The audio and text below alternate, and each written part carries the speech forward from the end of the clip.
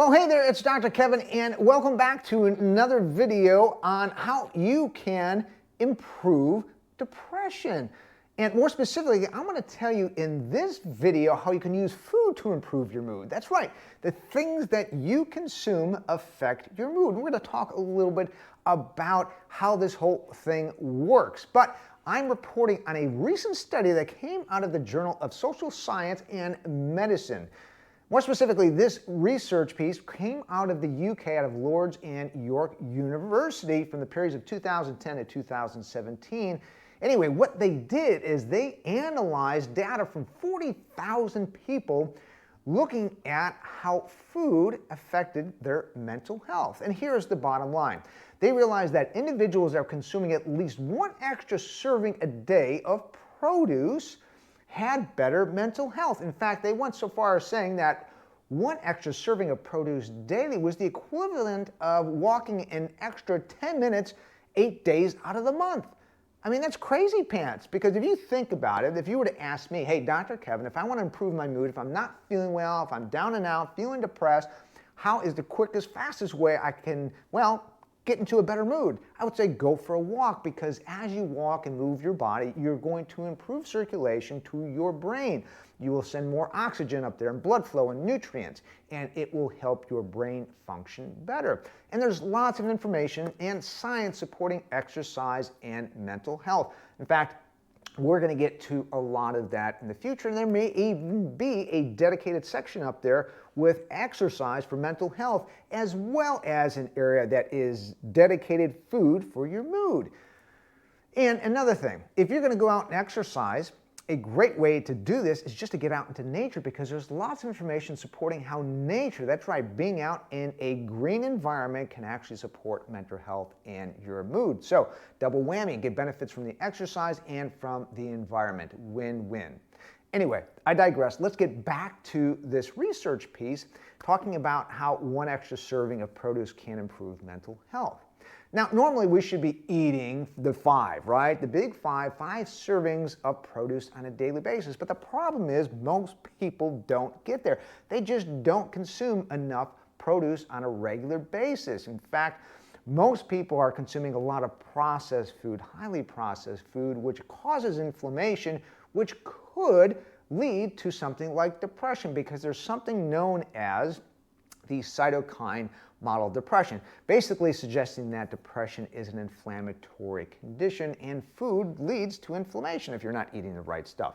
So let's talk about the right stuff, what we should be eating, because in this particular study, they didn't give the examples and the exact science behind the produce leading to better mental health, but we're going to talk about it a little bit, and I'm going to tell you how it works. So when we eat produce, no matter what it is, if we're eating live fruits or something that was alive, fresh fruits and vegetables, along with this comes typically some sort of fiber. And the fiber sometimes doesn't get completely digested, but in our GI tract, we have bacteria. In fact, you have more bacteria in your GI tract than you have cells in your entire body. There's good guys and there's bad guys, and we're just trying to keep the good guys happy. And the way you keep the good guys happy is you feed them. And you feed them produce, because that's what they consume.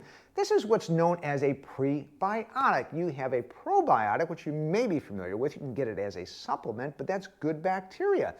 And that's not a bad idea to take a product like that, especially if you've taken a round of antibiotics, because that kills off all those good guys, the good bacteria in your GI tract.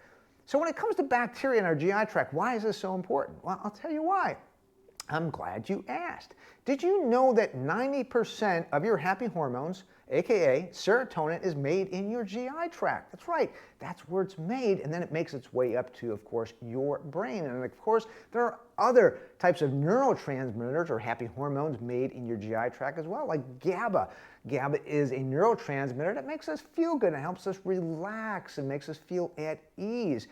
So the long and short of it is we have to keep our GI tract nice and healthy, and eating produce is just one way of doing that, because again, the produce and these veggies actually feed the gut bacteria in our GI tract and help us stay healthy.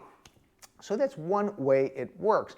Now, one other way that it works is there's a byproduct of these probiotics known as a postbiotic. A postbiotic is just something that gets produced by this bacteria. Some of these things are what we refer to as short-chain fatty acids. One is called butyrate, okay? And they actually give our cells a little bit more energy.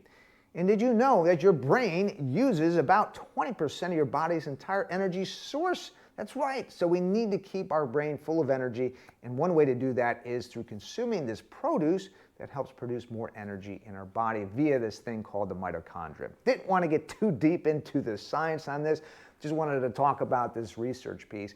But when it comes to actually eating produce, I would suggest that we stick to produce that's not really high in sugar and focus on things that give us a little bit of fiber. So some of my favorites when it comes to at least vegetables are things like broccoli and cauliflower and Brussels sprouts and cabbage, making something like coleslaw, right? In fact, I'm going to talk in the future and maybe even do some demonstration on how to produce some of these dishes. Would you like that? If that's something you're interested in, you can always put that in the comment below. Yeah, let's show me some dishes, show me some cooking techniques or meal planning for depression and mental health. I'd be happy to do that for you. I'll share some of my favorites. These things are typically quick and easy because I don't like spending a lot of time in the kitchen. Do you? No, I didn't think so. So we'll talk about that in the future. Those are some of my favorite vegetables. Now, when it comes to fruits, one of my favorite fruits happens to be the avocado. Now, I know what you're thinking. It's not a fruit, Dr. Kevin, but it actually is categorized as a fruit because it has a nut in there or a seed in there, whatever you want to call it. And it's composed of lots of good fats for our body and brain, monounsaturated fats. There's lots of potassium in there, and there's lots of fiber in there. But getting to the real fruits, or at least what we consider real fruits, blueberries are a big fan for me anyway, and I like to put them into smoothies, or I have them with certain types of yogurt. We'll talk about that in the future as well, and there's lots of science that backs up how good blueberries are for your brain. Just think brain, think blueberries.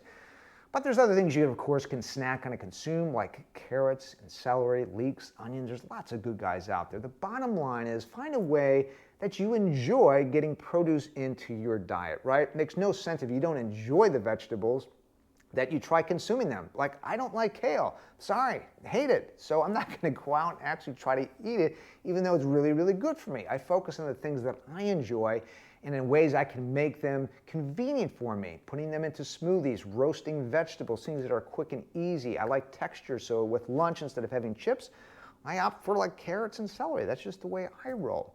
So think about what you enjoy when it comes to vegetables. And if you're not sure, go out and try some stuff. Pick up some stuff locally at your market and eat it raw. You can roast vegetables, right? Try things. I mean, there's so many different products out there. You never know what you're going to like.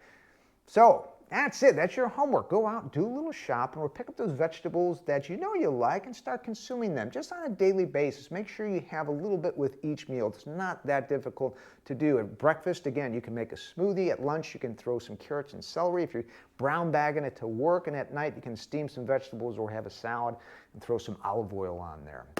Anyway, that's all I have for you. I don't want to bore you, but I just wanted to report on this article.